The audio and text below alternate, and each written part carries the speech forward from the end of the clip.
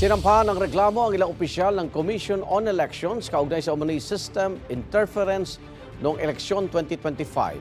Naghain ng reklamo sa National Bureau of Investigation ang alyansa na nagkakaisang mamamayan at Council of Church Leaders for National Transformation.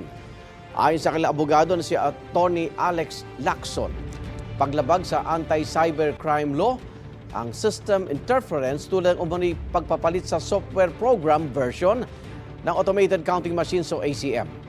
Hindi direktang pagpapadala ng election returns mula sa ACM papunta sa COMELEC Central Server at pagkaroon ng discrepancy sa bilang ng mga boto. Ang mga inireklamo ay sina COMELEC Chairman George Garcia, 6 na COMELEC Commissioners at 3 iba pa. Sabi naman ni Garcia, lahat ng mga aligasyon laban sa COMELEC ay dati na nilang nasagot at naipaliwanag. Gayman, handa raw silang harapin ang reklamo at sumagot sa investigasyon.